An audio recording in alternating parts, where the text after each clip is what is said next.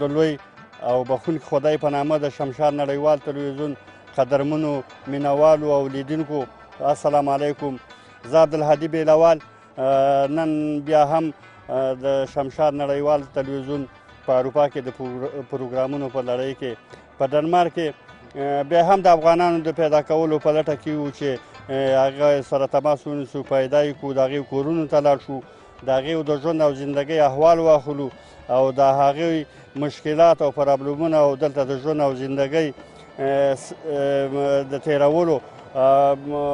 قصه تاسو سره شریکه کړو. نو موږ سره ملتیا وکړئ او راځئ چې په ګډه سره دغه پروګرام په شریکه وګورو.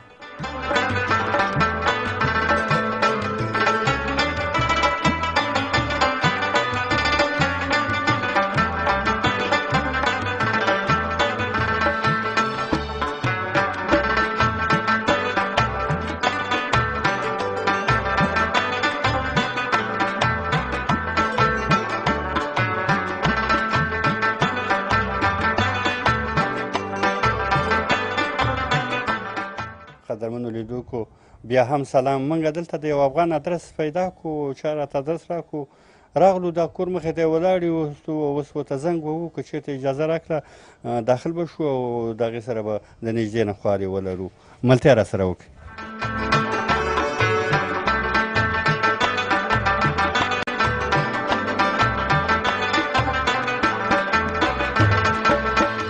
السلام علیکم وروره.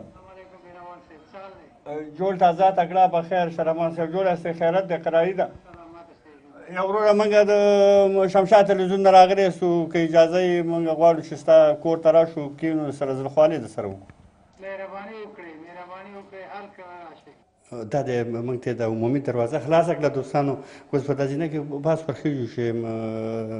کور ته داخل شو. د خیر څخه اجازه یې راکړه. د کور دی اوس د شرفمن صاحب کور دی، زنګ ورته ووهو نو دروازه یې راته خلاصه کړه، داخل ته کور ته به ننوځو. شرفمن صاحب سلام علیکم.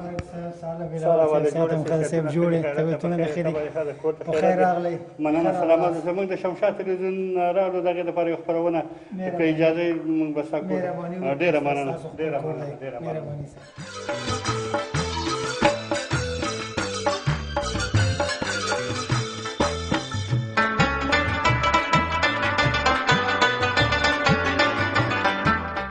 شرفمن صاحب ډېره زیاته مننه چې تا موږ ته د کور اجازه راکړله. که تاسو موږ ته خپل ځان را وپېژنئ.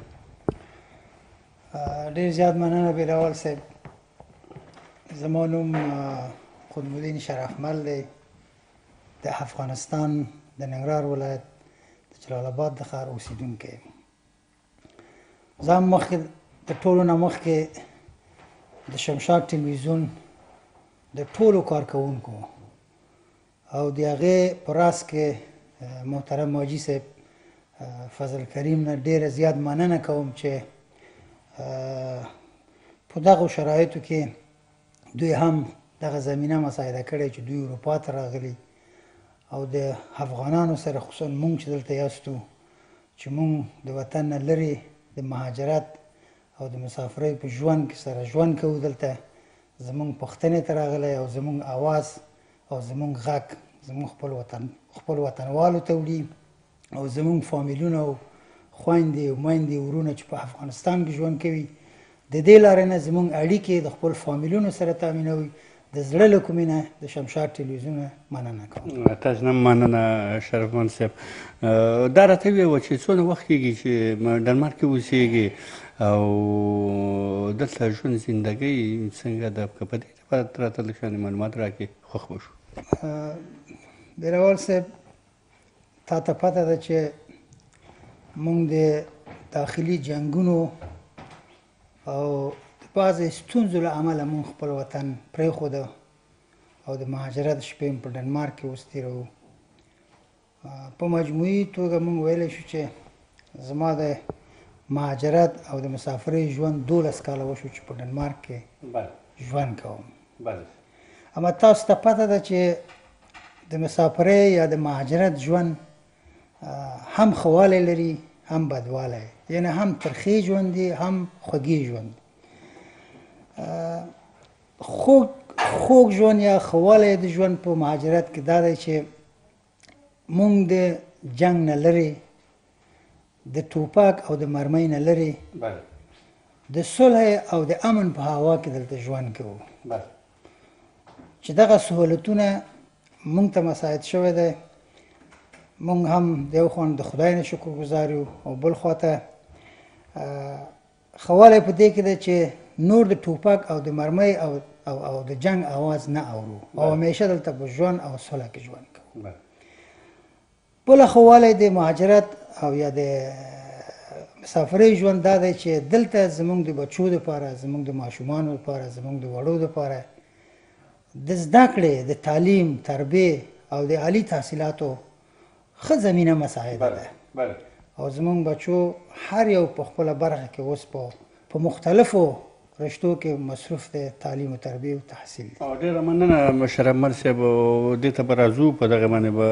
خبرې کوو. ته دلته خو د فامیل سره اوسېږې، څو اولادونه لرې؟ اولادونه په ښوونځي ته ځي، جمنازیوم ته ځي، فاکولتو ته ځي، او د دې په څنګ کې دا راته وویل چې زمونږ د هېواد دننه او دلته په ډنمارک کې د دغه شاګردانو یا د دغه زده کوونکو کوم توپیر شته چې دوی به هلته په وطن کې چې به موږ مکتب ته تلو یا به د زده کوونکي مکتب ته تلل، د کور نه به د ښوونځي په نامه ووته چې د ښوونځي ته ځم، هغه به لاره کې پټېدل، په لوبو باخته کېدل، ښوونځي ته به نه تلل، بېرته به هغه ټایم ته راته زه ښوونځي ته تلم. ما یا دلته هغه کارونه شته که نه؟ زه شخصا د خپل فامیل سره چې زما ښځه ده او زما بچیان دي په ډنمارک کې ژوند کوو. زه د خدای په فضل 15 ماشومان لرم یا 15 اولادونه لرم چې 15 واړه اوس په مختلفو رشتو کې د تحصیل په جریان کې دي. زما مشر زوی اوس په 4م صنف د پوهنتون کې دی چې د کوپنهاګن په پوهنتون کې هلته د طبابت په رشته کې درس وایي. دوهم زوی مې هم په پوهنتون کې د طب په پوهنځي کې دی، د دوهم صنف محصل دی او فعلا خپل عالي تحصیلات ته ادامه ورکوي. دریم زوی مې هم فضل د خدای دی د ګمنازیم نه سږ کال فارغه شو او اوس یو 6 میاشتې منتظر دی، وروسته د 6 میاشتو نه وروسته د اقتصاد په بخش کې خپل عالي تحصیلات مخته وړي. بل لورکی مې دی چې د ګمنازیم په 2م صنف کې دی او بل وړوکی زوی مې دی چې د عادي مکتب یا د په 8م صنف کې خپل زده کړه کوي. اساسي خبره دا ده چې باید ووایم چې د افغانستان د مکتبونو یا د زده کړې او د ډنمارک په منځ کې ډېر لوړ او ژور فرقونه شته، تفاوتونه شته. دغه امکانات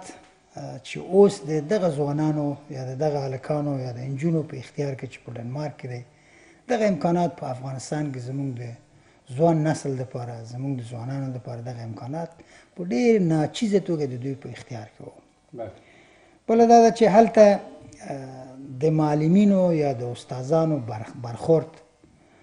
په هغه توګه چې د شاګردانو سره باید برخورد شوی وي، هغوی تشویق شوي وي، هغوی په خپله خوښه مکتب تلله. دغه امکانات هم په افغانستان کې ډېر کم وو. ولی په فضل د خدای چې دلته په ډنمارک کې اوسېږو، د مهاجرت په ژوند کې استو، دلته د استادانو برخورد، د مکتبونو امکانات، د دولت امکانات چې د ځوانانو په اختیار کې ورکړی، دغه خپله یو تشویقي جنبه ده چې دلته په خپله خوښه په خپل شوق سره ځوانان او هلکان مکتب ته ځي. په افغانستان کې یو خواته د ناامنیو مسایل، بل خواته د نه امکاناتو مسایل په مکتب کې، د نه با تجربه استادانو موجودیت په مکتب کې، دا خپله د کم تشویقي یا دغه کم امکاناتو نتیجه ده چې ځوانان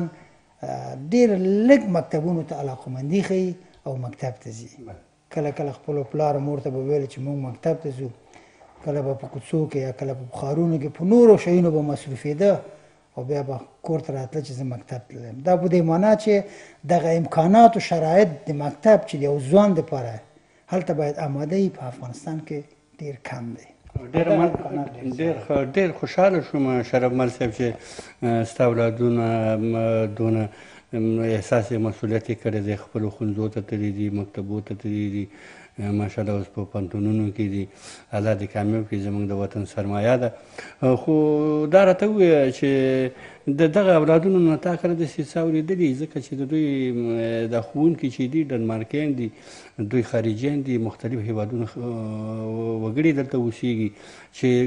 د استادان یا معلمین به کم توپیر د ډنمارکي او د خارجي په هکله باندې کم قصه تا اورېدلې ده د اولادونو د خوا زه فکر کوم چې دغه مسله چې ته مطرح کوې په ډنمارک کې ډېر کم په یو یا 2% که په بعضې معلمینو په وجود کې دا ولیدل شي لیکن په مجموعي توګه په ډنمارک کې حقوق او وظایف د ټولو اتباعو دپاره چې په ډنمارک کې ژوند کوي یکسان دی دا نو خپله شخص پورې اړه لري خپله مغه ځوان پورې اړه لري چې څنګه کولی شي په مکتب کې معلمینو سره شاګردانو سره زده کوونکو سره دوی څنګه خپل روابط ساتي څنګه په ټولنه کې جذبېږي څنګه د ټولنې ښه شیونه اخیستی شي دا نو دغه ځوانانو دغه هلکانو پورې مربوط دی نو دلته زموږ بعضې خارجیان دي بعضې ځوانان دي چې مکتب سره کم علاقه لري خپل درسونه په ښه توګه نه وړي مخته او د مکتب یا د معلمینو د امکاناتو نشي کولی چې ښه استفاده وکړي نو بیا کله کله خپل منځو کې دا مسله مطرح کوي دا مسایلو باندې بحث کوي چې دلته لږ تعصب وجود لري دلته د ډنمارکي او د خارجي په منځ کې یو تفاوت وجود لري علت د تفاوت دا ده چې هغه ډنمارکي د دغه مکتب ټول مقررات شرایط په خپله په ځان باندې تطبیقوي خپل درس وایي خپل هغه ټول مسایل چې دته ضرورت دی هغه سر ته رسوي ولې دغه مسایل بیا کله کله د یو خارجي یا د یو مهاجر دغه صلاحیت نه یا د هغې د قدرت د توان نه پورته دی علت دا ده چې دا د دوه ژبو کسان دي کله کله زمونږ وطن یا زمونږ خارجیان د هغې کشوي ځان ته چې خپل کلتور او فرهنګ او خپله ژبه حفظ کړي دوی نشي کولی چې په همزمان دواړه ژبې ته یا دواړه کلتور ته دواړه فرهنګونو ته په همزمان مخته ویسي طبیعي ده چې یو نه پس پاتې کېږي که دوی خپل کلتور او فرهنګ پسې په ډېره لوړه ژوره توګه مخته لاړ شي نو د هغې نه پاتې کېږي او که ډنمارکیانو خواته ځي د ده نه پاتې کېږي نو مشکل اساسي دا ده چې موږ نشو کولی چې دغه تعادل د خپل ځوانانو په منځ کې وساتو شرمت صاحب دغه ماشومان دغه ځوانان چې دلته لوی شوي دلته ښوونځیو ته تللي دي درسونه ویلي دي دوی خو د ژبې سره که مشکل نه لري د محیط سره ځکه چې په ژبه باندې بلد دي محیط باندې بلد دي هغې د تاریخ هم خبري یا جغرافیې باندې هم پوهېږي دا زموږ استاد چې په سینو سره مثلا دا ته دلته دلته ځان څنګه احساسې زموږ دپاره لږ مشکلات شته ولې چې موږ اضافه د 40 یا 10 یا 50 کالو عمر خپل وطن کې تېر کړی دی موږ هغه وطن خپل وطن کې زیږېدلي یاستو خپل وطن کې مخاپوړې کړي دي خپل هلته لوی شوي زموږ ټول د ژوند خاطرات په خپل وطن کې دی زموږ دوستان زموږ انډیوالان زموږ کلیوال هره لحظه د ژوند زموږ خاطره زموږ په وطن کې دی نو موږ دلته یو د جسمي لحاظه د ظاهري لحاظه طبیعي دی چې موږ ډنمارک کې اوسېږو ولې د فکري لحاظه د ذهني لحاظه موږ هم دا اوس هم خپل وطن کې یو همیشه خپل وطن په فکرین کې خپل د خلکو په فکر کې استو نو موږ ته دلته لږ ستونزه شته ستونزه دا ده چې موږ ژبه نشو کولی چې په هغه شکل چې زموږ ځوانان زده کوي موږ نشو زده کولی په هغه شکل چې موږ په دغه ټولنه کې جذب شو نه جذبېږو ولې چې موږ په خپل وطن کې لوی شوي یاستو هلته هم کار هم کړی تحصیل هم کړی پوهنتون هم هلته لوستی عالي تحصیلات هم هلته کړی یو عمر په دولتي چارو کې هم کار کړی دی نو موږ ته لږ مشکلات شته موږ نشو کولی چې په دغه مثال کې په دغه ټولنه کې زر جذب شو او ټول شرایط دغه ټولنې ومنو کوم ځای کې چې ته لوی شوی خاپوړې دې کړي دي مامزورو سره ګرځېدلی حتمي ټال کې به هم د ځانګړي یا به د ملګرو سره هغه د وطني لوبې هم کړي موږ تاسو به ډېرې لوبې درلودلې کومه خاطره چې جالبه لري ډېره زیات مننه بېلول صاحب زه خپله د افغانستان د ننګرهار ولایت د جلال آباد د ښار او د سره رود د ولسوالۍ څخه یم او په سره رود کې زیږېدلی یم هلته مې خاپوړي کړي دي هلته مې ژوند کړی ده هلته مې تر لیسې پورې مکتب لوستی دی زه وبخښه دغه به ورکې دی خو دا سور رود ورته څنګه وایي سره رود د دې له خاطره ورته وایي چې په سره رود کې یو سیند دی چې هغه کله کله په اوړي کې وچیږي او په ژمي کې او په پسرلي کې همیشه هلته اوبه وي اما اوبه یې سره وي نو د دې له خاطره ده ته سره رود ورته وایي پوه شوم نو ښه خاطره یا داسې جالب دغه څه شی دې ډېر یادېږي وطن کې چې ستا په زمانه همیش دغه کېږي او هغې باندې فکر یې یاره د ژوند هغه ښه خاطره یا په د کلي یا د خپل د وطن خاطره دا ده چې یو شی هلته و چې خلاصمندي صداقت صمیمیت او ورورولۍ په هغه کلونو کې چې موږ وطن کې اوسېدو نو یګانه شی چې دلته و چې اخلاصمندي او صمیمیت دا به هېڅکله دا خاطره زه په ژوند کې د یاده ونه وباسم بېلول صاحب خبرې به هم کوو او په څنګ کې به لږ لږ ته زموږ میلمه یې ډېره مننه ته به لږ میوه به م واخلې سلامت میوه به موږ یې اخلو خپل یې اخلو صاحب ماسته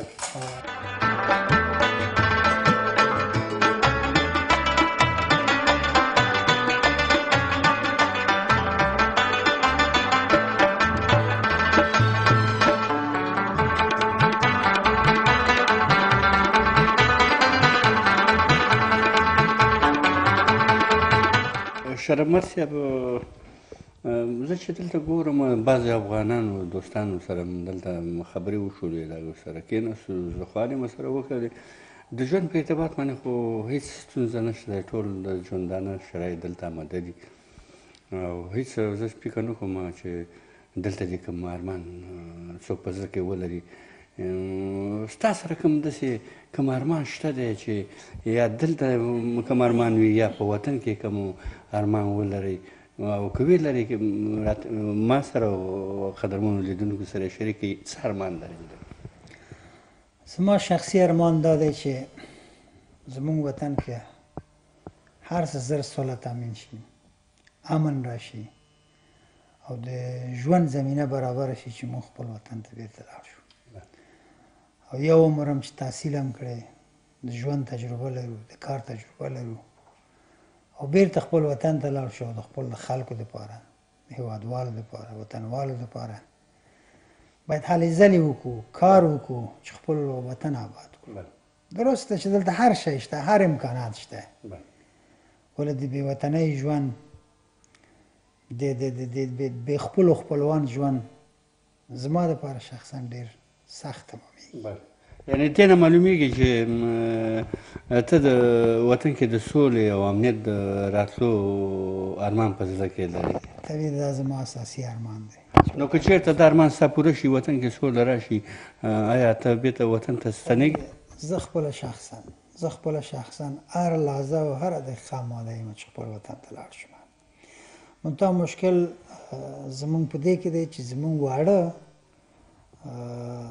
د تحصیل په جریان کې دي او که موږ په دغه لحظه او په دغه اساس شرایطو کې اوس پرېږدو وطن ته ځو په همدغه ورځو کې دوی دغه امکانات د تحصیل چې دغه اقتصادي لحاظه موږ ورسره کومک کوو چې دوی باید درس وایي دغه دوی باندې تړل کېږي یعنې موږ هم دې باندې منتظر یو چې یو خواته حالت ښه شي سوله راشي امنیت راشي د روشنفکرانو دپاره د تحصیل کردګانو دپاره امکانات د کار برابر شي موږ زه خپل وطن هم دی هملته هم ټاټوبې کړي نو که چېرته دغه ځوانانو دغه اولادونه دي دلته دغه تحصیل بشپړ کړي له خیره سره ته ورسره کله داسې غږېدلې خبرې دې ورسره کړي چې دې وطن ته د ستنېدلو یا کوم هوډ لري علاقه لري او لاړ به شي وطن کې به خدمت وکړي دا یو طبیعي خبره ده چې ځوانان چې دلته ځواني هلکان یا ماشومان چې دلته ځوانیږي خپل وطن یو زیات مدد لري خپلو خپلوان نه لرې دي د وطن او د خپلو خپلوان په مفهوم ماهیت باندې نه پوهېږي. ولې زه په دې معتقدم چې دوی هر څونه د دوی سن زیاتېږي د 25 شپږ تر 30 کلنیو پورې رسېږي دوی بېرته دغه احساس پیدا کوي د خپل وطن سره وروسته د تحصیل نه چې دوی دلته د غربت او د مسافرۍ ژوند ګوري د خارجیانو برخورد ګوري دغه حالت ګوري دوی طبیعي خبره چې هغه خپل وطن دی. ولې د ځوانۍ مرحله کې چې دوی نوې ځوانۍ ته رسېدلي دوی دومره علاقمندي نه ښیي. ولې کله چې دوی سن زیاتېږي 30 کلنیو ته تحصیل یې ختمېږي دوی علاقمندي لري چې لاړ شي خپل وطن ته خپل خلکو سره یو ځای ژوند وکړي یا ورته کار وکړي. بالکل خوشحاله شوم شرفمل صاحب الله تعالی دې زموږ او ستاسو وطن کې سوله او امنیت راولي او خدای زموږ په خپل وطن کې قسمت وکړي. نو دا چې موږ نور پروګرامونه لرو او ګرځو په دغه هېوادوالو پسې که یو بل هم ستا غوندې را پیدا کړو د زړه خوالې ورسره دا وکړو نو زه تا نه د زړه د تله مننه کوم چې موږ ته د اجازه راکړله راولو او دغونه قدرداني دې وکړله خوشحاله دې کړلو الله دې تا خوشحاله لري. نو زه تا نه ډېره مننه کوم. موږ به دلته خو به نور افغانان هم چې شته فضل خدای د افغانان ډېر زیات دی دلته. ښه په هر بلاک کې که ووایم چې 3 تر 4 کورونو پورې دلته ژوند کوي. نو دلته ستونزه خو نشته د ګرځو هلته لیکلي نومونه لیکلي او هغه دی پیدا کېږي. پراخه تندي په پراخه نو تا نه ډېره مننه او دغه چای نه دې مننه دغه د تازه میوې نه دې مننه دا کیک کلچې او دا ټول د خدای شته او دا نعمتونه زموږ مخې ته دي خو د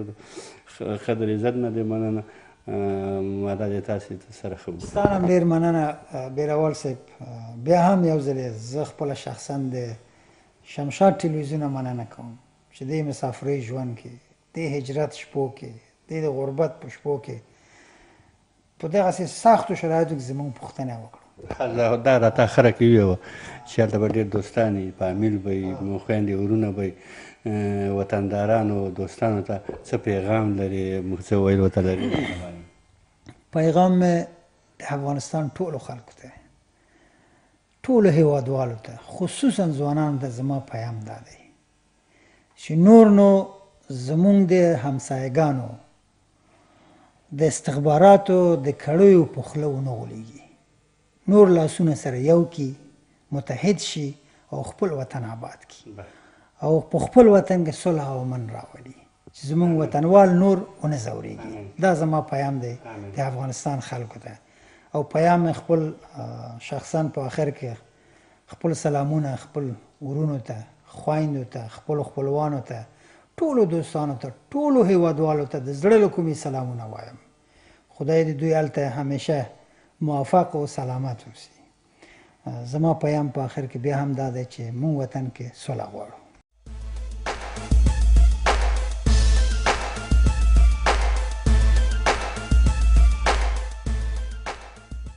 قدرمنو دوستانو د شمشاد نړیوال تلویزیون عزتمنو لیدونکو دا لحظه موږ یو افغان پیدا کړی دی چې هغه دلته خپل کور لري په ډنمارک کې دی د کور مخه ده او ګلانې دي نو اوس هغې ته ورځو هغه دروازه کې ورته زنګ ووهو چې راوځي موږ ته د کور د دننه کېدلو اجازه راکوي نه یې راکوي که راکړله نه به وځو نو د هغې سره به د زړه خوالي وکړو راځئ چې دا وګورو.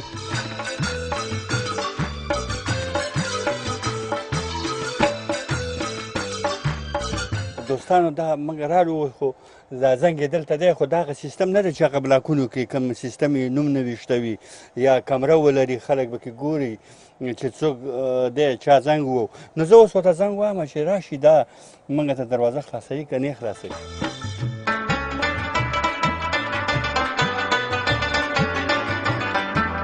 السلام علیکم وروره څه راول د جوړې ښې په خیر خیرت د صحتونه دې ښه دي ته به ښه ده خدای ده. موږ د شمشاد نړیوال تلویزیون کارکوونکي یا د پروګرام جوړونکي راغلو ته پیدا کړی یو چا ادرس راکړو غواړو چې راشو تا سره کور کې یو څو لحظې کښېنو زړه خوالې وکړو. هر کله راشئ راځئ مهرباني وکړئ تاسو چې دلته راغلي وئ تاسو کولی شئ. ډېره مننه ډېره مننه ډېره مننه. زه عبدالهادي بیروال د شمشاد نړیوال تلویزیون یو همکار راغلی یم که ته راته ځان معرفي کړې. مننه. بسم الله الرحمن الرحیم. زما نوم شریف الله دی او دلته اوسېږم په ډنمارک کې تقریبا 14 کاله کېږي. بچیان مې دي دلته او فعلا داسې دغه نو زما داسې هیله ده که چېرته داسې وکولی شو چې بیرون هوا هم ښه ده، باغچه هم ده، دا مې خپل کور دی. دا تاسو چې دلته ناست وئ دا مې خپل کور دی، اخیستی هم دی. نو تاسو کولی شئ چې بیرون لاړ شو، هغه ځای کې هلته کښېنو، هلته به د زړه خوالي مو وکړو. او ما داسې یو دغه جوړه کړې ده چې ډاډه تاسو ته درکړم، د وږي مې اخیستلي دي. هلته به کښېنو سره او وږي به شریک پاخه کړو، وبې خورو، تاسو به یې وګورئ، موږ به یې وګورو. نو دا جوارو وږي البته ستاسو د هغې نه هدف دی، دا جوار هم دلته پیدا کېږي وږي؟ او بلې دا په دې مغازو کې پیدا کېږي، هر وخت پیدا کېږي. داسې ښه دغه دی چې یا یې د اسپانیې نه راوړي، یا یې د ایټالیې نه راوړي، یا یې د نور مملکتونو نه، ګرمو مملکتونو نه راوړي، هر وخت شته.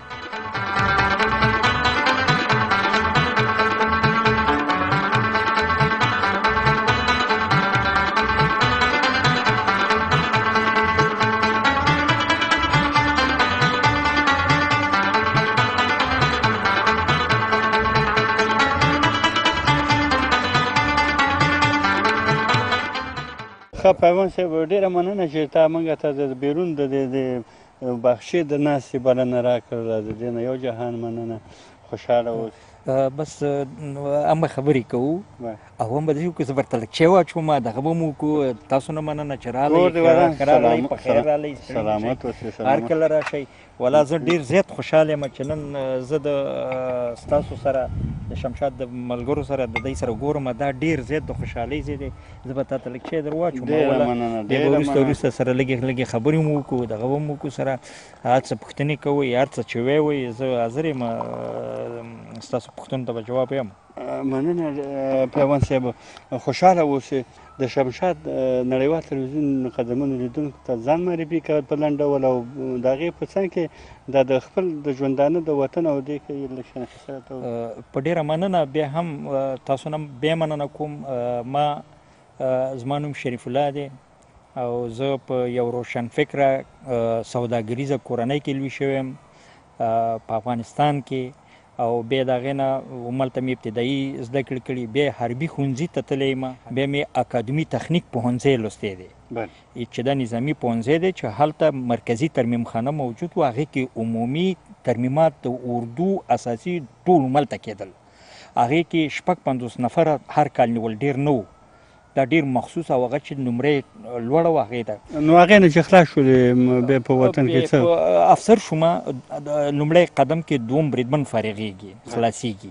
او بیا د هغې نه لوړې زده کړو په خاطر باندې د سیاسي نظامي اتحاد شوروي ته لاړم. سیاسي علوم مې په ټولنیز کافدرا کې لوستي دي او ما آخرینه رتبه ډګروالۍ ته رسېدلې ده چې په دغه وخت کې حکومت د همغه حکومت چې و هغه له منځه لاړل او بیا وروسته دا بل حکومت راغی چې ډېرې مرګې ژوبلې پکې واوښتلې، ډېر تلفات یې ولیدل، ډېر ناخوالې پکې راغلې. تقریبا په 3 شپو او 3 ورځو کې 65,000 افغانان هلته مړه شول. دا کوم ځای کې؟ دا په کابل کې تنها په کابل کې 65,000 نفره مړه شول. یعنې منظور ستا دا ده چې کله دغه حکومت نه ستا چې د ډاکټر صاحب نجیب الله حکومت چې سقوط ړنګ شو،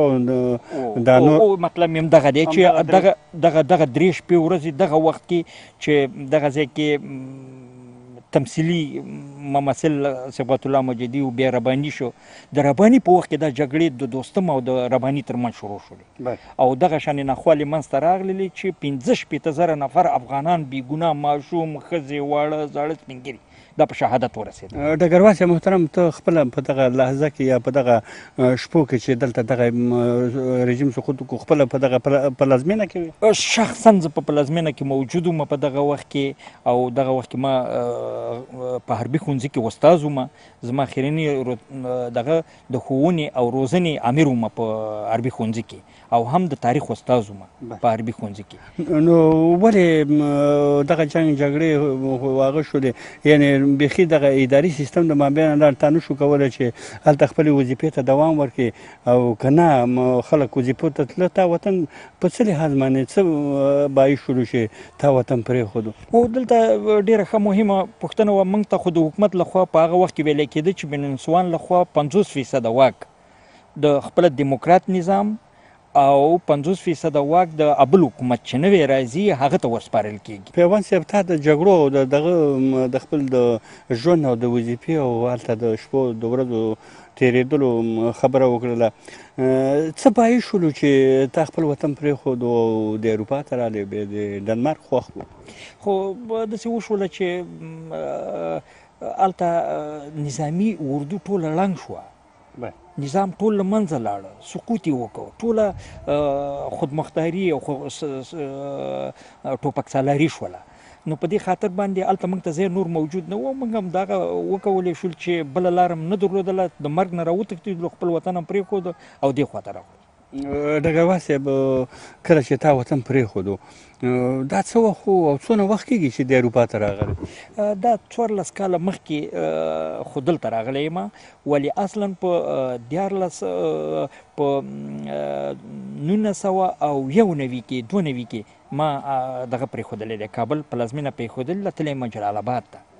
بیا جلال آباد ته لاړم زما سره مېرمن زما سره مې بچیان په ډېرو مشکلاتو په ډېرو سختو دغه کې چې حتی که ته ووایم مادي امکانات هم زموږ سره ډېر کم وو لاړو ځکه تش لاس او څه پیسې چې په بانک کې وي هغه هم وسولې لاړې دغه شولې او په تش لاس باندې وطن ته لاړو خو هلته ښه بیا څه امکانات موجود شو او ژوند پیل کړ بیا هلته مؤسسه کې کار شروع کړ کار ښه شو تنظیم شو بیرته جوړ شو. ډېر ښه ډګروال صاحب دلته چې زه ګورم او موږ کوم افغانان سره مرکې درلودلې هغې کورونو ته لاړلو هغې په کرایه ځایونو کې ناستو کرایه کورونو کې دغه استوګنه درلودله او دا کور ستا خپل دی چې دا کور دې څنګه هغه کړی صاحب ته څه کار کوې مېرمن دې څه کار کوي که په دې هکله لږ معلومات راکړي. په مننه زه خپله شخصا مخکې مې کار کوو بیا د مودې نه بیا زه چون وطن کې ما زخمي وم په دې خاطر یې ما ته دلته تقاعد راکړه او د تقاعد دلته خپل امتیاز لري او په همدې ترتیب ښځه مې دلته ډاکټره ده او رسمي کار کوي دلته په روغتون کې په رسمي روغتون دولتي روغتون کې دلته کار کوي نو د هغې معاش هم دی زما معاش هم دی په دې خاطر باندې مې وکولی شم ولې راځه د دې نه پورته کړو یو کور پیدا کړو چې آینده یو څه ذخیره وي دغه دپاره. تاسو یادونه وکړه چې ستاسو مېرمنه ډاکټره ده آیا کولی شي هغه راشي په دغه خواړو کې موږ سره برخه واخلي او د هغې سره هم دغه خپلې خواړې شریک ولې نه اوس به ورته زه غږ وکړم د شتون مورې راځه دلته تاسو سره د شمشاد تلویزیون غواړي څه خبرې اترې وکړي. شتون وبخئ چې داسې سوء تفاهم پیدا نه شي شتون زما د زوی نوم دی کشری زوی مې دی ډېره ده 2.5 کالو دی ډېره خاطر مې شتون یاد کړ. خورې بیا هم ستړې مه شې په خیر راغلې څه حال دی کور ته څه حال دی واړه څنګه دي خپله څنګه یاستئ؟ مننه ستاسو د راتګ نه دلته زموږ کور ته ښه راغلاست ویم ټول ښه دي روغ جوړ یو اوسېږو په مسافرت ژوند کې د وطن نه لرې. داسې معلومیږي چې تاسو تحصیلات په وطن کې کړي دي نو هلته وظیفه اجرا کړې ده وروسته د تحصیلاتو د ختم نه دلته هم تحصیلات بیا بشپړ کړل؟ ما خو خپل ښوونځی هم په خپل وطن کې لوستی دی هغه وخت مختلف ولایاتو کې ځکه چې پلار مې هوایي منصب په حساب په شینډان کې چې د هرات مربوط دی مزار شریف کابل او آخر کې جلال آباد ته او بیا نو د کابل طب پوهنځی مې لوستی دی په آخر کې بیا سټاژ مې خپل دغه کې په حساب په جلال آباد کې هلته ختم کړو او پس د هغې نه مې بیا یو کال تقریبا بیا هغه وخت کې چې ډېره زیاته نارامي شوله په وطن کې او یو تعداد ډېر زموږ مسلمانان په کابل کې ووژلو پاسه جلال آباد ته په کمپونو کې اوسېدل زه د په اس د یو ډاکټر په صفت یا هغلته مې د ډاکټرانو بې سرحد په حساب د یو خیریه ټولنې په حساب چې کومک یې کوه هلته مې یو څه کومک کړی پس هغې نه بیا مې راغلو دلته. ډېر ښه خورې، دا خو ډېر د افتخار او د ویاړ ځای دی. زه په افتخار کوم، ټول هېوادوال په افتخار کوي چې زموږ یوه خورکۍ چې لکه ستاسو غوندې دلته تحصیل یې په وطن کې کړی دی، پیدا شوې هلته ده او ډاکټري هم تاسو هلته په هغه خپله رشته کې وظیفه هم هغسې ده کړې ده. نو دلته راغلی په ډنمارک کې په اروپا کې، دلته هم تاسو ډاکټر یاستئ او په کوم ځای کې ډاکټر یاستئ؟ څه کوئ؟ رشته دې هغه مشخص ستا وظیفه څه شی؟ ښه سوال دی، ځکه چې دلته زموږ ډېر همکاران راغلي، زموږ په حساب مسلکان دي، ډاکټر صاحبان راغلي دي، ډېر مشران دي، ډېر کشران هم شته دي. اما دا یوه مهمه کلمه ده چې څوک یو مسلک سره عشق او علاقه ولري، هر شی چې دا نه ده چې زه ویم چې ډاکټري به یو ټول نه ښیي که نه، کیدای شي ډېر معلم یې چې پاک او ښه وظیفه ده، څوک هغې ته یو شوق ولري. نو ما څنګه چې شوق او علاقه لرله او دلته هم چې راغلم فکر مې وکړو چې هغه هدف چې لرم زه چې هر رقم که سخته دی، اول باید زه ژبه زده کړم، ژبې ته مې آمادګي زده کړه وکړه. په عین زمان د ژبې کې ما دلته همدې ښار کې چې زه اوسېږم پس ماسپښین به مې شفخانې ته داوطلبانه کار کو، بدون د معاشنامه مې کار کو، ځکه چې ما غوښتل چې د دې تکنیک او د ټولو دغه هغه شی چې لولم په عملي کې کار ترې واخلم. هغه چې یو 2 کالو کې زه آماده شوم، ضرور نه و چې هغه 2 کلنه یا 3 کلنه د ژبې دغه ته اخره پورې اوسو، ځکه زما او د لین کې کوم ځای کې چې ما د شفخانه کار کوه، هغه ویل تاسو آماده یاستئ، تاسو کولی شئ چې خپل امتحانونه هم دغه کوئ. او په دې ترتیب دلته داسې یو قانون دی چې هغه څوک چې آسیایي مملکتونه راځي او بعضې اروپایي مملکتونه دلته باید هغه 4 غټ امتحانونه تیر کړي. نو هغه چې ما شروع په دې وکړله چې هغه لکه چې په 2 مختلفو شفخانو یا مختلفو سرویسونو کې زما ژبه، زما هغه عملي او مسلکي کار ارزیابي کړو او پس هغې نه ویل چې او په هره ساحه کې زه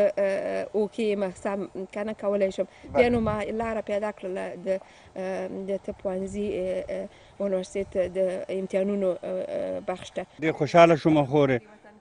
تا ته بریالیتوب غواړو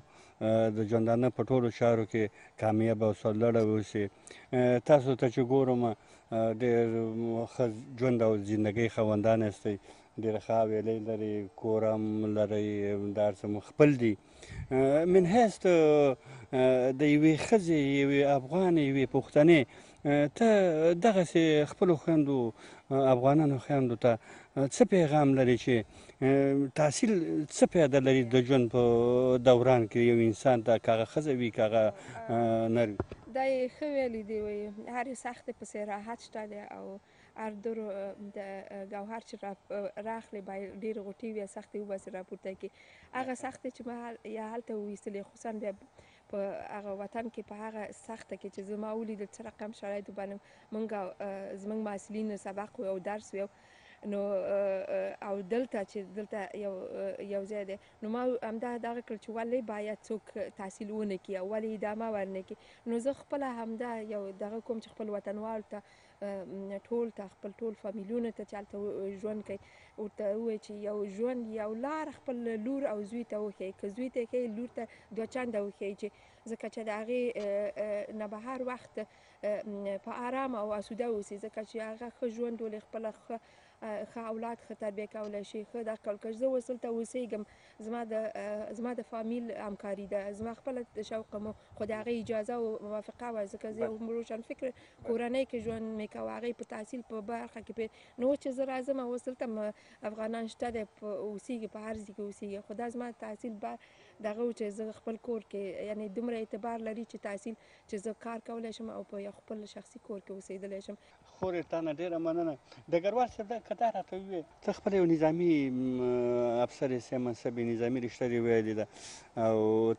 جګ تحصیلات دې کړي دي او دا مېرمنه دې هم ډاکټره ده، جګ تحصیلات، دواړه داسې دا مسلکونو کې سره هغې څه چې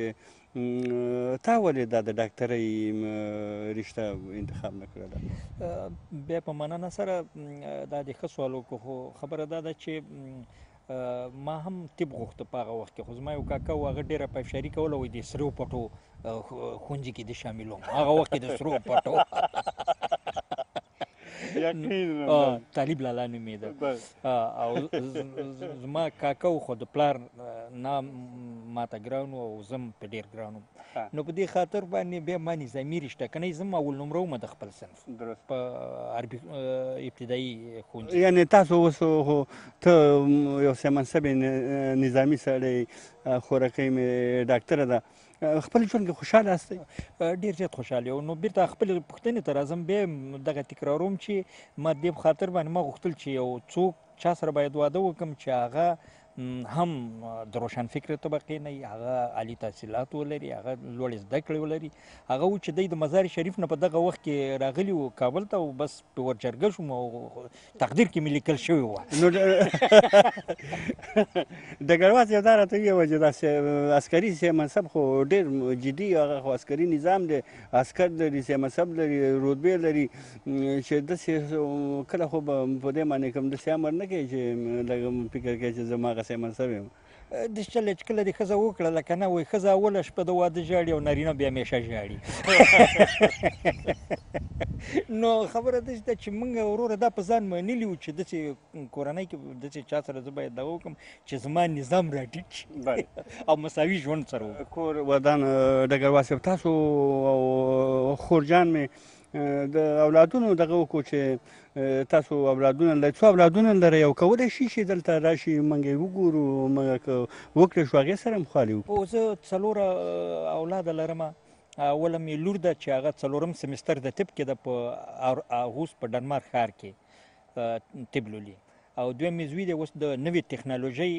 په څانګه کې انجینر کېږي غواړي چې انجینر شي فاکولټې ته کامیاب شوی دی بیا مې بله لور د شپږم کې ده او بل مې وړوکی زوی دی 2.5 کلن دی نو څلور اولاده مې دي او دلته موجود دي فعلا تاسو کولی شئ د هغې سره هر یو سره نو که زحمت نه کېږي خو ته هغه لورکۍ ته دې دغه وکړه دغه وکړه راشي هغې سره وګورو ستړي مې شي به ورسره وکړو ولې نه زما به اول لومړی لور راشي هغه یو ابتکار هم کړی دی یو ابتکار یې کړی خپله به یې وښیي چې تاسو ته یو پیغام شي زه نه غواړم چې زما د ژبې نه یې واورئ د هغې د ژبې نه به یې واورئ دا به ډېره ښه وي د هغې نوم شیبه دی اوس هم دا تاسو چې څنګه خبر راکړه او زنګ مو ووایو دا اوس په دې جریان کې موږ تاسو خبرې کولې په دې کې دا کار کړی دی او نو تاسو به خپله وګورئ خپله ورسره خبرې وکړئ خپله ترې معلومات واخلئ شیبه نومېږي درنو لیدونکو راځئ چې اوس دغه بچوړي وګورو چې لورې ستړی مه شې کیک دی دا دې خپله جوړ کړی دی نام خدا نام خدا نام خدا شمشاد ته دې جوړ کړی دا دې څه وخت جوړ کړو دا چې خبره شومه چې تاسو راځئ شمشاد ویې مې زر دا جوړ کړو ځکه چې ما شمشاد خوښېږي درامې فلمونه یې ادشیشه ټول پروګرامونه دې وله خوښېږي نو دې نه معلومېږي چې تاسو شمشاد ډېر ګورې زه شمشاد ډېر ګورم بس الله دې ستا عزت وکړي او خدای دې وکړي چې ته هم د خپلې مورجان او خپل پلارجان په قدم باندې قدم هغه کې او تا نه ډاکټره جوړه شي خیر سره ښوونځي ته خو به ځې څوم ټولګي کې زه شپږم کې یم نو راځه اوس دا تا چې دونه زحمت ایستلی دی دا کیک مات کړه چې وبې خورو که نه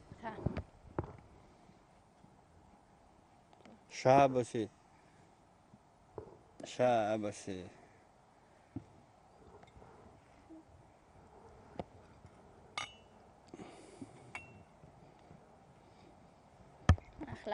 ډېره مننه ډېره مننه نو دغه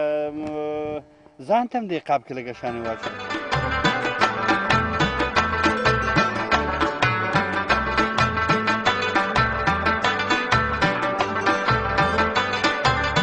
که تاسو خپل زوی ته غږ وکړئ هغه راشي هغې سره خوالي وکړو زما مشر زوی نوم شبان الله دی زه به ورته غږ وکړم چې راشي تاسو سره نږدې د زړه خوالي وکړي شبان الله راځه راشه دلته د شمشاد تلویزیون سره خدای پامان ټول ده خبرې وکړه دلته راشه وعلیکم شبان خان ستړی مه شې ډګروال صاحب دا د مشر زوی دی او دا مې زوی دی اوس د نوې ټکنالوژي فاکولټي یا پوهنځي ته کامیاب شوی دی جنوري کې شروع کوي انجینري فاکولټي ته د وطن له کله تللی د وطن سره د کله څه معلومات لري لیدلی دی اوس تللی یم زه ډېر فکر په کوم چې زما وطن تر رقم ښه شي زه اوس یو څو ورځې وروسته زه ځم افغانستان ته. زه غواړم چې داوطلبانه کار وکړم هلته او غواړم چې د کوڅو واړو سره کومک وکړم چې زده کړه وکړي. هلته یو ښوونځي کې ورته کومک وکړو چې هغه یې راجم کړو او یو ښوونځي کې ورته درس ورکړو. قدرمنو دوستانو، عزتمنو لیدونکو، تاسو وګورئ، داسې فکر مه کوئ چې هغه افغانان چې مهاجر شوي دي په اروپا کې دي اوسېږي دي او خپل کلتور او خپل فرهنګ خپل ژوند دوی هېر کړی دی، خپل وطن یې هېر کړی دی. دغه ماشومان دي چې دلته پیدا شوي دي، دلته غټ شوي دي، دلته یې تحصیلونه کړي دي، زده کړې کړي دي، دوی سره دغسې احساس موجود دی. دا زموږ د ټولو دپاره ویاړ دی او خدای دې دوی په دغه خپلو مقصدونو کې کامیابه او سرلوړ لري او موفقیت ورته غواړو. ډېره مننه اجمل جانه. ستاسو نمونه ته مو ولیدلې او خوال هم درسره وکړې. همدلته یاستو انشاءالله چې د وخت په دغه کې سره بیا هم تماس نیسو. خورجانې، که دا راته ووایې چې د پروګرام په دې برخه کې ستا مشخص د افغانستان د ښځو د مېرمنو مشکلات په هغه ستونزې چې په هغې په هغه کورنیو کې لري یا په ټولنه کې لري، ستا داسې مشخص پیغام دغه ښځو ته یا دغه پلرونو ته دغه نارینهو ته څه شی ده چې څه باید وکړي چې دغه ښځې هلته تحصیل وکړي، جنکیانې مکتب ته لاړې شي، زده کړې وکړي، دوی نه سبا د وطن دپاره یو سرمایه جوړه شي؟ زه خو د ټولو خپلو خویندو او ورونو او ټول فامیلونو نه چې هلته ژوند کوي په افغانستان کې او یا په بهر کې دي، دا هیله لرم چې په خپلو اولادونو باندې باید تحصیل وکړي او خصوصا په خپلو جنکو باندې، ځکه چې دا یو غټه سرمایه د خپل وطن دپاره، خپل فامیل دپاره، خپل د مور و پلار دپاره دا دی. نو دا زه دغه لرم چې زمونږ پښتو، زمونږ ژبه، زمونږ وطن دا ټوله سیالي غواړي.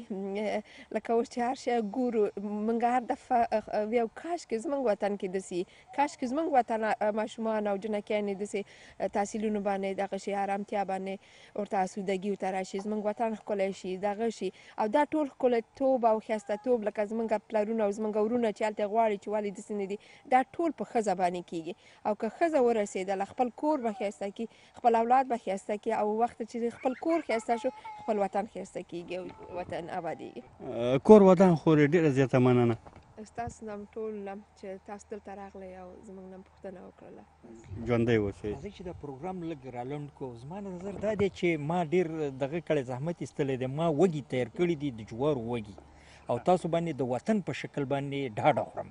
دا څه وی؟ او درته عملا په اثبات رسوم، دلته به کینو شریکه، که هوا په دې شکل سره پاتې شوله نو اوس بیا عملا وګورو. راځئ چې ورشو هغه ځای کې نږدې نه وګورو، دا ډاډه وخورو او په خپلې پخه کړو سره.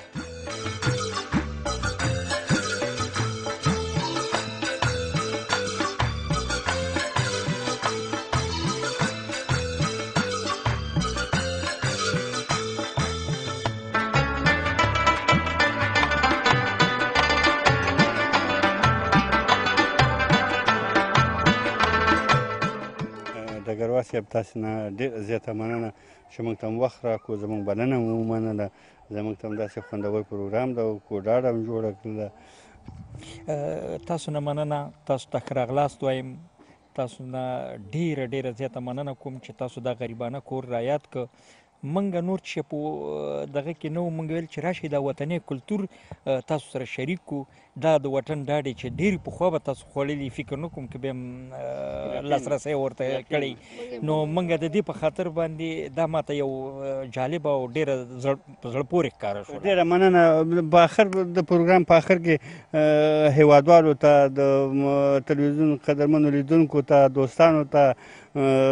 کوم پیغام، خاص پیغام لري؟ زما ټول وطندارانو ته، ټول هیوادوالو ته دا پیغام دی چې سوله زموږ شعار دی، د پښتو زده کړه زموږ شعار دی. بې علمۍ په ضد باندې راپاڅېږئ،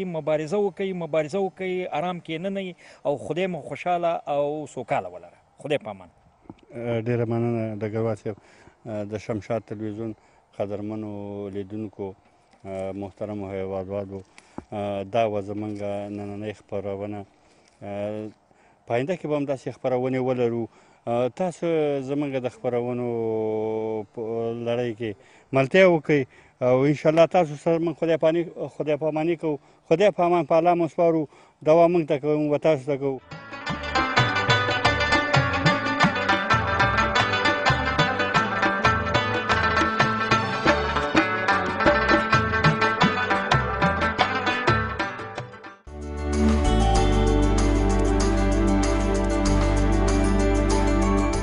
تنظیم شو بیرته جوړ شو.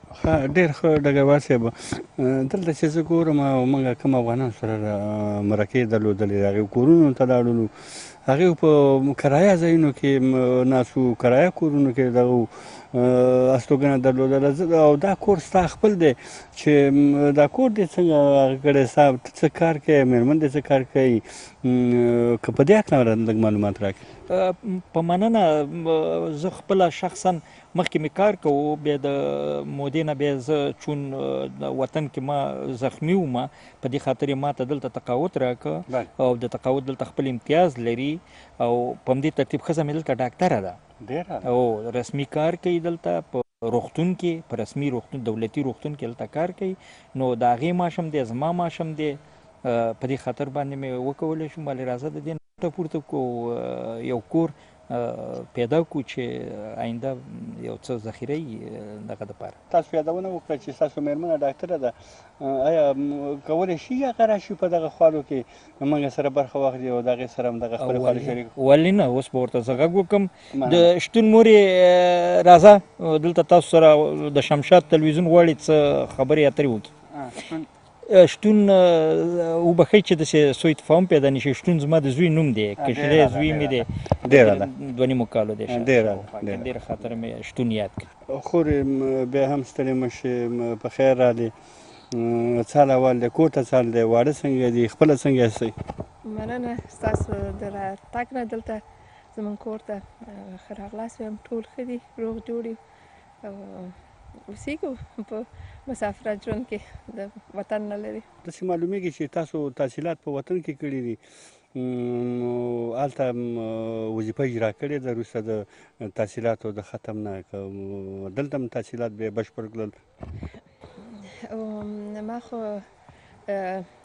خپل ښوونځی هم په خپل وطن کې لوستی دی. هغه وخت مختلف ولایاتو کې، ځکه چې پلار مې هوایي منصب په حساب په شینډان کې چې د هرات مربوط دی، مزار شریف، کابل او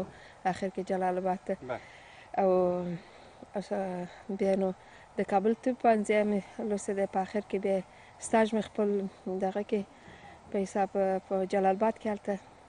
ختم کړو. او پس د هغې نه مې بیا یو کال تقریبا بیا هغه وخت کې چې ډېره زیاته نارامي شوله په وطن کې او یو تعداد ډېر زموږ مسلمانان په کابل کې ووژلو، پسه جلال آباد ته په کمپونو کې اوسېدل. زه د په حیث د یو ډاکټر په صفت یا هغلته مې د ډاکټرانو بې سرحد په حساب د یو خیریه ټولنې په حساب چې کومک یې کوه، هلته مې یو څه کومک کړی. پس هغې نه بیا مې راغلو دلته. ډېر ښه خورې، دا خو ډېر د افتخار او د ویاړ ځای دی. زه پې افتخار کوم، ټول هېوادوال پې افتخار کوي چې زموږ یوه خورکۍ چې لکه ستاسو غوندې دلته تحصیل یې په وطن کې کړی دی، پیدا شوې هلته ده او ډاکټري هم تاسو هلته په هغه خپله رشته کې وظیفه هم هغسې ده کړې ده. نو دلته راغلی په ډنمارک کې، په اروپا کې، دلته هم تاسو ډاکټر یاستئ او په کوم ځای کې ډاکټر یاستئ؟ څه کوئ؟ رشته دی هغه مشخص ستا وظیفه څه شی؟ ښه سوال دی، ځکه چې دلته زموږ ډېر همکاران راغلي، زموږ په حساب مسلکان دي، ډاکټر صاحبان راغلي دي، ډېر مشران دي، ډېر کشران هم شته دي. اما دا یوه مهمه کلمه ده چې څوک یو مسلک سره عشق او علاقه ولري، هر شی چې دا نه ده چې زه ویم چې ډاکټري به یو ټول نه ښیي که نه، کیدای شي ډېر معلم یې چې پاک او ښه وظیفه ده، څوک هغې ته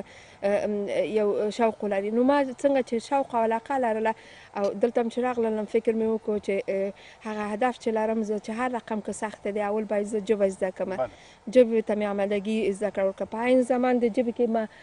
دلته همدې ښار کې چې زه اوسېږم پس ماسپښین به مې شفخانې ته داوطلبانه کار کو بدون د معاشنامه مې کار کو ځکه چې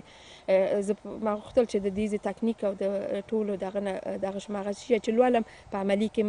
کار ته واخلم هغه چې یو 2 کالو کې زه آماده شوم ضرور نه و چې هغه 2 کلنه یا 3 کلنه د ژبې دغه ته اخره پورې اوسو ځکه زما او د لینک کوم ځای کې چې ما د شفخانه کار کوه هغه ویل تاسو آماده یاستئ تاسو کولی شئ چې خپل امتحانونه دغه کوئ او په دې ترتیب دلته داسې یو قانون دی چې هغه څوک چې آسیایي مملکتونه راځي او بعضې اروپایي مملکتونه دلته باید دغه 4 غټ امتحانونه تیر کړي نو هغه چې ما شروع په دې وکړله چې هغه لکه چې په 2 مختلفو شفخانو یا مختلفو سرویسونو کې زما ژبه زما هغه عملي او مسلکي کار ارزیابي کړو او پس هغې نه ویل چې او په هره ساحه کې زه اوکې یم سم کنه کولی شم بیا نو ما لاره پیدا کړله د طب پوهنځي یونیورسټیټ د امتحانونو بخش ته ډېر خوشحاله شوم خورې تا ته بریالیتوب غواړو د ژوندانه په ټولو چارو کې کامیابه او سرلوړه اوسې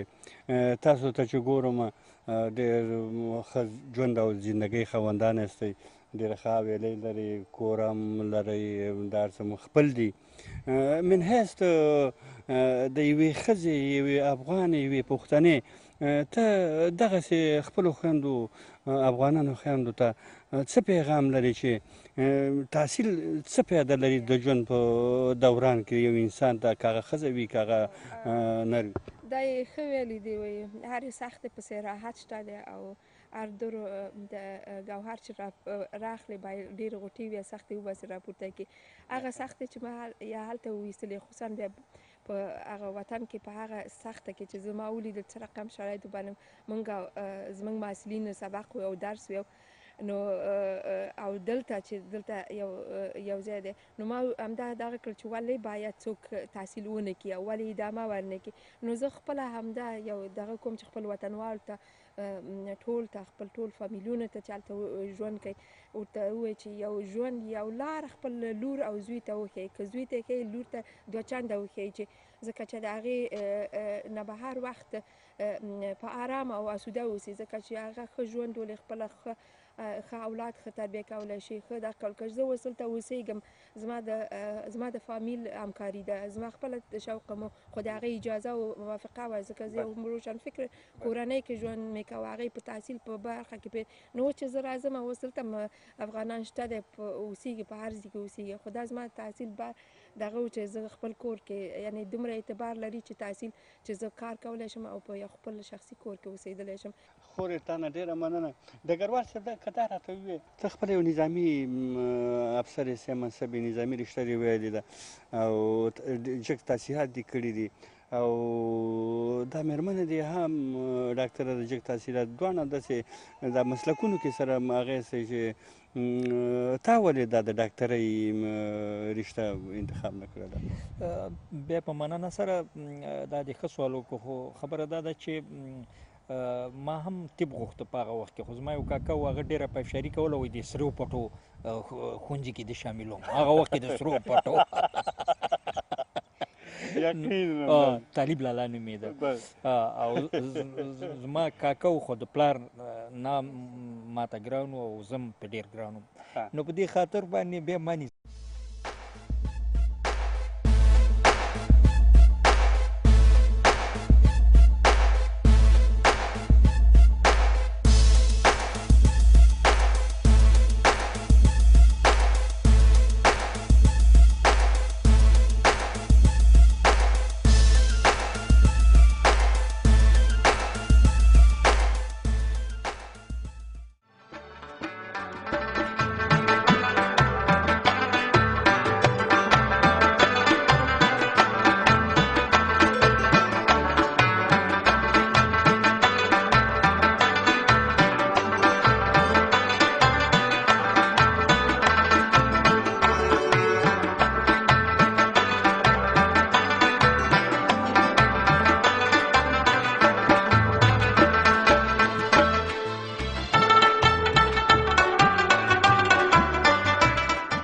د لوی او بخښونکي خدای په نامه د شمشاد نړیوال تلویزیون قدرمنو مینوالو او لیدونکو السلام علیکم زه عبدالهادي بېلوال نن بیا هم د شمشاد نړیوال تلویزیون په اروپا کې د پروګرامونو په لړۍ کې په ډنمارک کې بیا هم د افغانانو د پیدا کولو په لټه کې وو چې هغه سره تماس ونیسو، پیدا یې کړو، د هغې کورونو ته لاړ شو، د هغې د ژوند او زندګۍ احوال واخلو او د هغې مشکلات او پرابلمونه او دلته د ژوند او زندګۍ د تېرولو قصه تاسو سره شریکه کړو. نو موږ سره ملتیا وکړئ او راځئ چې په ګډه سره دغه پروګرام په شریکه وګورو.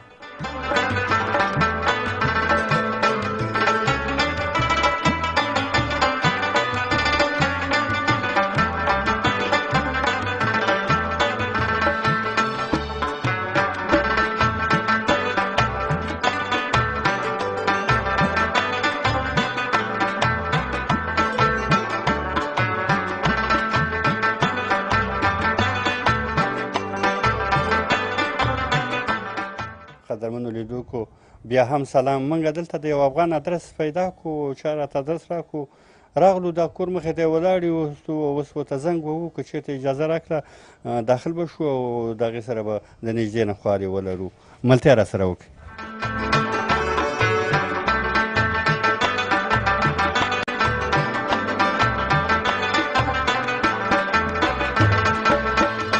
السلام علیکم وروره. جوړ تازه تکړه په خیر شرمان صاحب جوړ است خیرت د قراری ده. یا وروره موږ د شمشاد تلویزیون نه راغلي یاستو، که اجازه یې موږ غواړو چې ستا کور ته راشو کښېنو سره زړخوالي در سره وکړو. مهرباني وکړئ هر کله راشئ. دا د موږ ته د عمومي دروازه خلاصه کړه دوستانو. اوس په دا زینه کې بس ورخېږو چې کور ته داخل شو. د خیر څه که اجازه یې راکړه. دی کور دی، اوس د شرفمن صاحب کور دی. زنګ ورته ووهو نو دروازه یې راته خلاصه کړه، داخل ته کور ته به ننوځو. شرفمن صاحب سلام علیکم.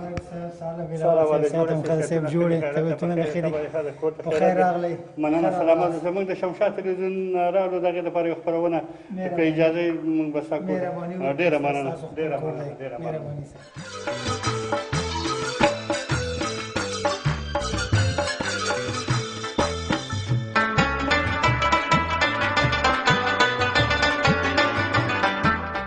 شرفمن صاحب ډېره زیاته مننه چې تا موږ ته د کور اجازه راکړله. که تاسو موږ ته خپل ځان را وپېژنئ. ډېر زیات مننه بېلوال صاحب. زما نوم قطبالدین شرفمل دی، د افغانستان د ننګرهار ولایت د جلال آباد د ښار اوسېدونکی یم. زه هم مخکې د ټولو نه مخکې د شمشاد ټلویزیون د ټولو کارکوونکو او د هغې په راس کې محترم حاجي صاحب فضل کریم نه ډېره زیات مننه کوم چې په دغو شرایطو کې دوی هم دغه زمینه مساعده کړې چې دوی اروپا ته راغلي او د افغانانو سره خصوصا مونږ چې دلته یاستو چې مونږ د وطن نه لرې د مهاجرت او د مسافرۍ په ژوند کې سره ژوند کوو. دلته زمونږ پوښتنې ته راغلی او زمونږ اواز او زمونږ غږ زمونږ خپل وطنوالو ته وړي او زمونږ فامیلونه او خویندې او میندې ورونه چې په افغانستان کې ژوند کوي د دې لارې نه زمونږ اړیکې د خپل فامیلونو سره تامینوي. د زړه له کومې نه د شمشاد ټلویزیون مننه کوم. تاسو نه مننه شرفمن صاحب. دا راته ووایه چې څونه وخت کېږي چې ډنمارک کې اوسېږي او دلته ژوند زندګۍ څنګه ده؟ که په دې لپاره راته لږ شانې معلومات راکړې خوښ به شو. بېلوال صاحب تا ته پته ده چې مونږ د داخلي جنګونو او د بعضې ستونزو له امله مونږ خپل وطن پرېښوده او د مهاجرت شپې په ډنمارک کې اوس تېروو. په مجموعي توګه مونږ ویلی شو چې زما د مهاجرت او د مسافرۍ ژوند 12 کاله وشو چې په ډنمارک کې ژوند کوم. اما تاسو ته پته ده چې د مسافرۍ یا د مهاجرت ژوند هم ښه والی لري هم بدوالی، یعنې هم ترخې ژوند دی هم خوږې ژوند. خوږ ژوند یا ښه والی د ژوند په مهاجرت کې دا دی چې مونږ د جنګ نه لرې د ټوپک او د مرمۍ نه لرې د صلح او د امن په هوا کې دلته ژوند کوو چې دغه سهولتونه مونږ ته مساعد شوی دی. مونږ هم د یو خوا د خدای نه شکر ګزار یو او بل خوا ته ښه والی په دې کې دی چې نور د ټوپک او د مرمۍ او د جنگ آواز نه اورو او همیشه دلته په ژوند او صلح کې ژوند کوو. بله ښه والی د مهاجرت او یا د مسافرۍ ژوند دا دی چې دلته زمونږ د بچو دپاره، زمونږ د ماشومانو دپاره، زمونږ د وړو دپاره د زده کړې، د تعلیم، تربیې او د عالي تحصیلاتو ښه زمینه مساعده ده او زمونږ بچو هر یو په خپله برخه کې اوس په مختلفو رشتو کې مصروف دی، تعلیم و تربیه او تحصیل دی. ډېره مننه مشر احمد صاحب، دې ته به راځو، په دغه باندې به خبرې کوو. ته دلته خو د فامیل سره اوسېږې، څو اولادونه لرې؟ اولادونه په ښوونځي ته ځي، جمنازیوم ته ځي، فاکولتو ته ځي، او د دې په څنګ کې دا راته وویل چې زمونږ د هېواد دننه او دلته په ډنمارک کې د دغه شاګردانو یا د دغه زده کوونکو کوم توپیر شته چې دوی به هلته په وطن کې چې به موږ مکتب ته تلو یا به د زده کوونکي مکتب ته تلل، د کور نه به د ښوونځي په نامه ووته چې د ښوونځي ته ځم، هغه به لاره کې پټېدل، په لوبو به اخته کېدل، ښوونځي ته به نه تلل، بېرته به هغه ټایم ته راته زه ښوونځي ته تلم. ما دلته هغه کارونه شته که نه؟ زه شخصا د خپل فامیل سره چې زما ښځه ده او زما بچیان دي په ډنمارک کې ژوند کوو. زه د خدای په فضل 15 ماشومان لرم یا 15 اولادونه لرم چې 15 واړه اوس په مختلفو رشتو کې د تحصیل په جریان کې دي. زما مشر زوی اوس په 4م صنف د پوهنتون کې دی چې د کوپنهاګن په پوهنتون کې هلته د طبابت په رشته کې درس وایي. دوهم زوی مې هم په پوهنتون کې د طب په پوهنځي کې دی، د دوهم صنف محصل دی او فعلا خپل عالي تحصیلات ته ادامه ورکوي. دریم زوی مې هم فضل د خدای دی د ګمنازیم نه 2 کال فارغه شو او اوس یو 6 میاشتې منتظر دی، وروسته د 6 میاشتو نه وروسته د اقتصاد په بخش کې خپل عالي تحصیلات مخ ته وړي. بل لورکی مې دی چې د ګمنازیم په 2م صنف کې دی او بل وړوکی زوی مې دی چې د عادي مکتب یا د په 8م صنف کې خپل زده کړه کوي. اساسي خبره دا ده چې باید ووایم چې د افغانستان د مکتبونو یا د زده کړې او د ډنمارک په منځ کې ډېر لوړ او ژور فرقونه شته، تفاوتونه شته. دغه امکانات چې اوس د دغه ځوانانو یا د دغه هلکانو یا د نجونو په اختیار کې چې په ډنمارک کې دی، دغه امکانات په افغانستان کې زموږ د ځوان نسل دپاره، زموږ د ځوانانو دپاره دغه امکانات په ډېر ناچیزه توګه د دوی په اختیار کې وو. بله دا ده چې هلته د معلمینو یا د استادانو برخورد په هغه توګه چې د شاګردانو سره باید برخورد شوی وي، هغوی تشویق شوي وي، هغوی په خپله خوښه مکتب تلله. دغه امکانات هم په افغانستان کې ډېر کم وو. ولی په فضل د خدای چې دلته په ډنمارک کې اوسېږو، د مهاجرت په ژوند کې استو، دلته د استادانو برخورد، د مکتبونو امکانات، د دولت امکانات چې د ځوانانو په اختیار کې ورکړی، دغه خپله یو تشویقي جنبه ده چې دلته په خپله خوښه په خپل شوق سره ځوانان او هلکان مکتب ته ځي. په افغانستان کې یو خواته د ناامنیو مسایل، بل خواته د نه امکاناتو مسایل په مکتب کې، د نه با تجربه استادانو موجودیت په مکتب کې، دا خپله د کم تشویقي یا دغه کم امکاناتو نتیجه ده چې ځوانان ډېر لږ مکتبونو ته علاقمندي ښیي او مکتب ته ځي. کله کله خپلو پلار او مور ته به ویل چې موږ مکتب ته ځو، کله به په کوڅو کې یا کله په ښارونو کې په نورو شیونو به مصروفېده او بیا به کور ته راتله چې زه مکتب تلم. دا په دې معنا چې دغه امکانات او شرایط د مکتب چې د یو ځوان دپاره هلته باید آماده وي، په افغانستان کې ډېر کم دی. ډېر خوشحاله شوم شرف مل صاحب چې ستا اولادونه دونه احساس مسؤلیت یې کړی دی، خپلو ښوونځو ته تللي دي، مکتبو ته تللي دي، ماشاءالله اوس په پوهنتونونو کې دي. الله دې کامیاب کړي، زموږ د وطن سرمایه ده. خو دا راته ووایه چې د دغه اولادونو نه تا کله داسې څه اورېدلي ځکه چې د دوی دا ښوونکي چې دي ډنمارکیان دي، دوی خارجیان دي، مختلف هیوادونو وګړي دلته اوسېږي، چې د استادان یا معلمین به کوم توپیر د ډنمارکي او د خارجي په هکله باندې کوم قصه تا اورېدلې ده د اولادونو لخوا؟ زه فکر کوم چې دغه مسله چې ته مطرح کوې په ډنمارک کې ډېر کم په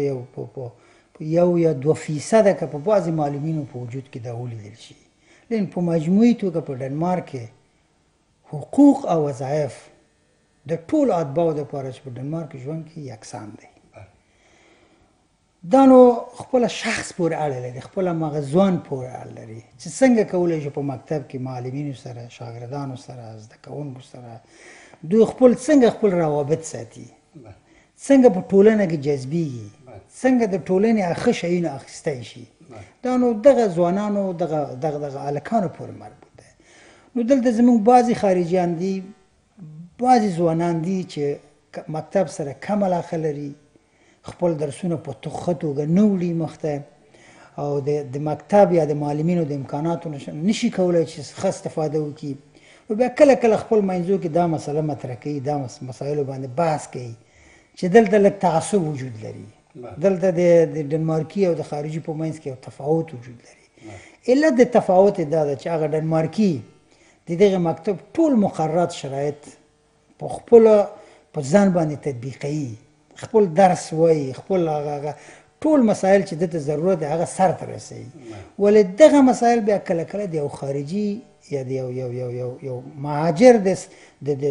هغه صلاحیت نه یا د هغې د قدرت د توان نه پورته دی. علت دا ده چې دا د دوه ژبو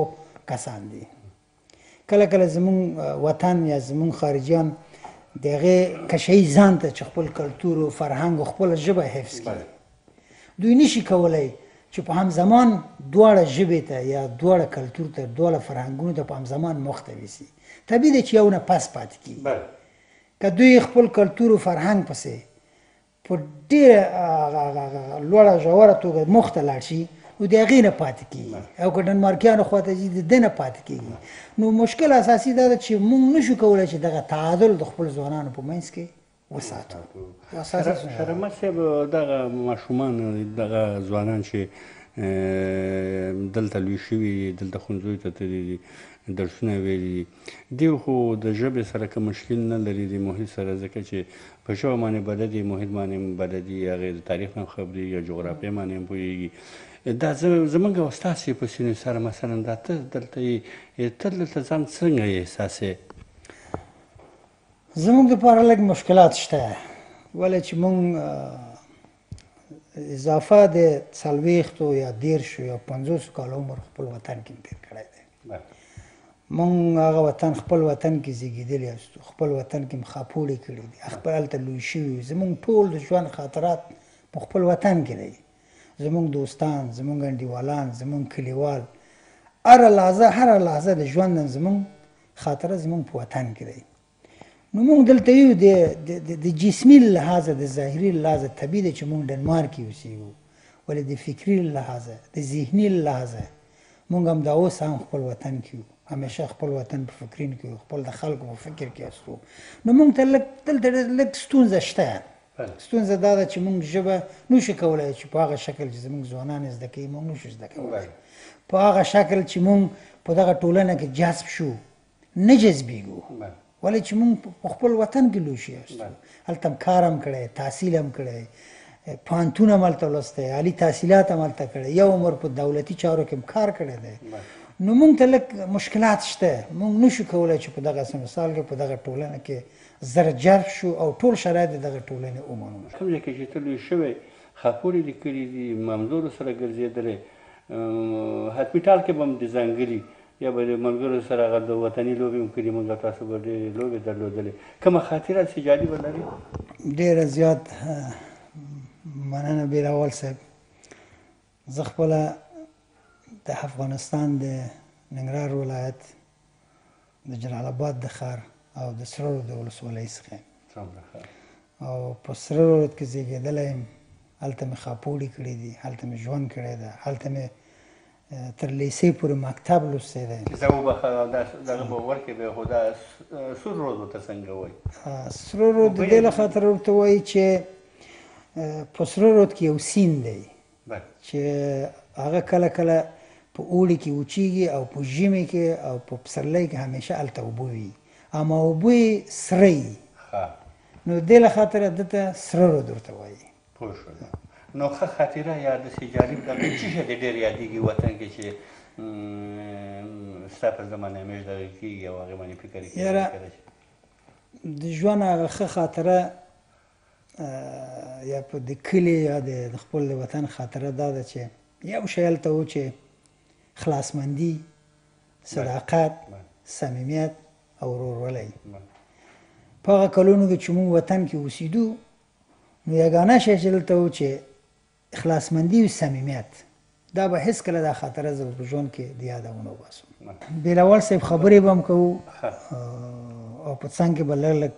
ته زموږ میلمه یې، ډېره مننه. ته به لږ میوه به م واخلې. سلامت اوسې. میوه به موږ یې اخلو، خپل یې اخلو صاحب مکتب.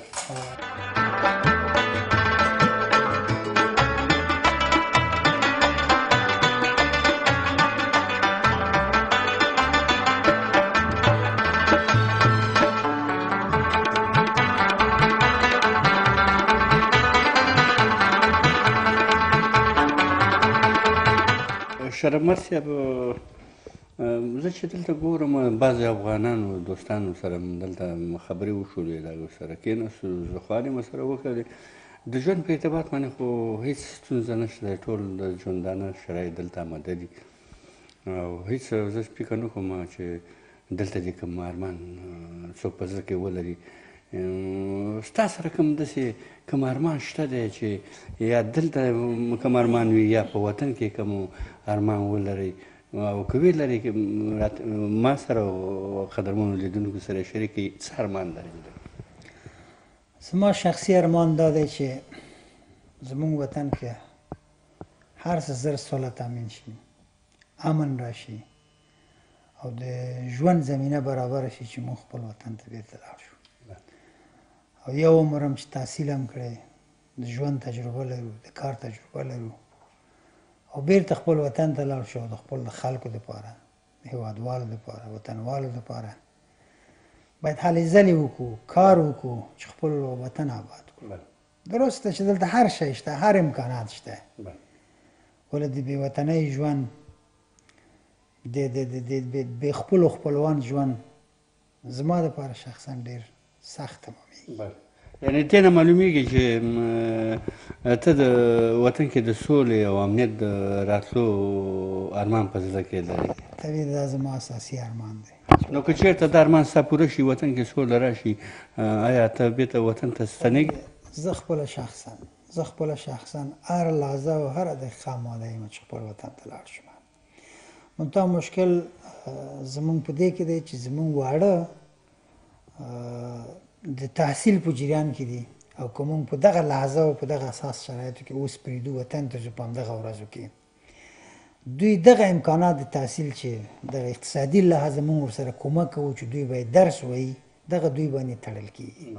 یعنې موږ هم دې باندې منتظر یو چې یو خواته حالت ښه شي، سوله راشي، امنیت راشي،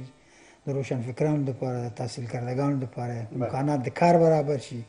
موږ زه خپل وطن هم دی، هملته هم ټاټوبې کړي. نو که چېرته دغه ځوانانو دغه اولادونه دي دلته دغه تحصیل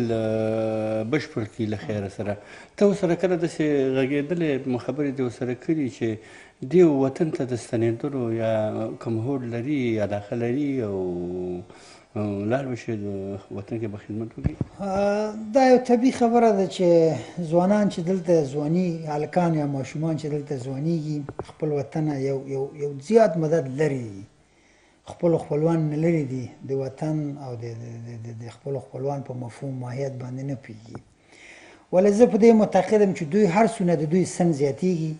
د 25 شپږ ویشتو تر 30 کلنیو پورې رسېږي، دوی بیرته دغه احساس پیدا کوي د خپل وطن سره وروسته د تحصیل نه چې دوی دلته د غربت او د مسافرۍ ژوند ګوري د خارجیانو برخورد ګوري دغه حالت ګوري دوی طبیعي خبره چې هغه خپل وطن دی ولې د ځواني مرحله کې چې دوی نوې ځوانۍ ته رسېدلي دوی دومره علاقمندي نه ښیي ولې کله چې دوی سن زیاتېږي 30 کلنیو ته تحصیل یې ختمېږي دوی علاقمندي لري چې لاړ شي خپل وطن ته خپل خلکو سره یو ځای ژوند وکړي یا هلته کار وکړي بالکل خوشحاله شوم شرفمل صاحب الله تعالی دې زموږ او ستاسو وطن کې سوله او امنیت راولي او خدای زموږ په خپل وطن کې قسمت وکړي نو دا چې موږ نور پروګرامونه لرو او ګرځو په دغه هېوادوالو پسې که یو بل هم ستا غوندې را پیدا کړو د زړه خوالې ورسره دا وکړو نو زه تا نه د زړه د تله مننه کوم چې موږ ته د اجازه راکړله راولو او دغونه قدرداني دې وکړله خوشحاله دې کړلو الله دې تا خوشحاله لري نو زه تا نه ډېره مننه کوم موږ به دلته خو به نور افغانان هم چې شته فضل د خدای د افغانان ډېر زیات دی دلته ښه په هر بلاک کې ووایم چې 3 تر 4 کورونو پورې دلته ژوند کوي نو دلته ستونزه خو نشته د ګرځو راته لیکلي نومونه لیکلي او هغه پیدا کېږي پراخه تندي په پراخه نو تا نه ډېره مننه او دغه چای نه دې مننه دغه د تازه میوې نه دې مننه دا کیک کلچې او دا ټول د خدای شته او دا نعمتونه زموږ مخې ته دي خو د قدر عزت نه دې مننه الله دې تاسې سره ښه وکړي ستا هم ډېر مننه بیراول صاحب بیا هم یو ځل زه خپله شخصا د شمشاد ټلویزیون مننه کوم چې دې مسافرۍ ژوند کې دې هجرت شپو کې دې د غربت په شپو کې په دغسې سختو شرایطو کې زموږ پوښتنه وکړو الله دا راته خره کوي وه چې هلته به ډېر دوستان وي فامیل به وي خویندې ورونه به وي وطندارانو دوستانو ته څه پیغام لري موږ څه ویل ورته لري پیغام مې د افغانستان ټولو خلکو ته ټولو هېوادوالو ته خصوصا ځوانانو ته زما پیغام دا دی چې نور نو زموږ د همسایګانو د استخباراتو د کړیو په خوله ونه غولېږي نور لاسونه سره یو کړي متحد شي او خپل وطن آباد کړي او په خپل وطن کې صلح او امن راولي چې زموږ وطنوال نور ونه ځورېږي دا زما پیام دی د افغانستان خلکو ته او پیام مې خپل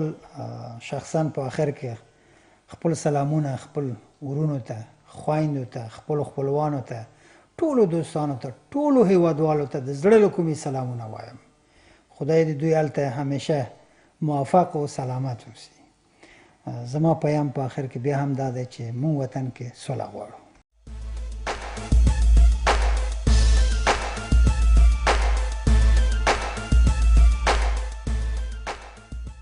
قدرمنو دوستانو د شمشاد نړیوال تلویزیون عزتمنو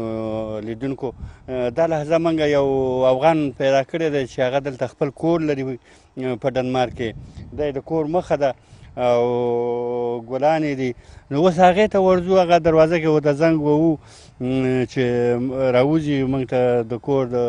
د دننه کېدلو اجازه راکوي نه یې راکوي که راکړله نه به وځو د هغې سره به د زړه خوالي وکړو راځئ چې دا وګورو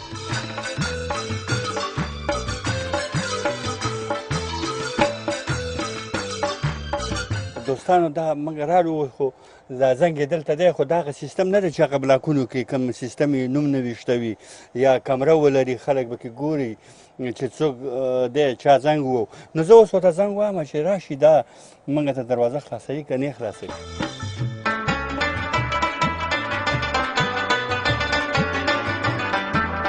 السلام علیکم وروره څه راول د جوړې ښې په خیره خیرت د صحتونه دې ښه دي ته به ښه ده خدایي ده موږ د شمشاد نړیوال تلویزیون کارکوونکي یا د پروګرام جوړونکي راغلو ته پیدا کړی یو چا ادرس راکړو غواړو چې راشو تا سره کور کې یو څو لحظې کښېنو زړه خوالې وکړو هر کله راشئ راځئ مهرباني وکړئ تاسو چې دلته راغلي وئ تاسو کولی شئ ډېره مننه ډېره مننه ډېره مننه زه عبدالهادي بیروال د شمشاد نړیوال تلویزیون یو همکار راغلی یم که ته راته ځان معرفي کړې مننه بسم الله الرحمن الرحیم زما نوم شریف الله دی او دلته اوسېږم په ډنمارک کې تقریبا 14 کاله کېږي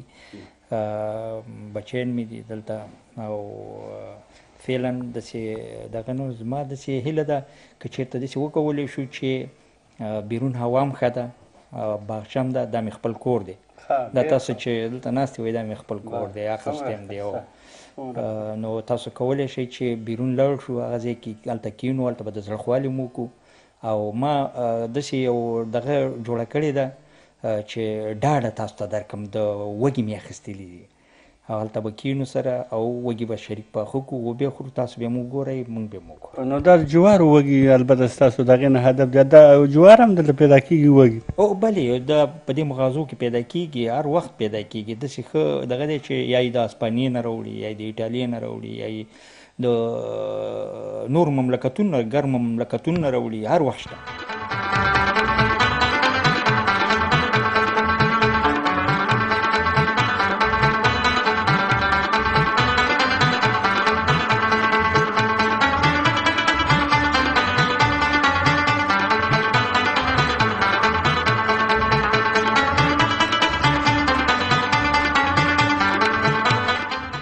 ښه پیوان صاحب ډېره مننه چې تا موږ ته د بیرون د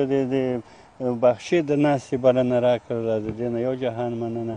خوشحاله اوسئ بس هم خبرې کوو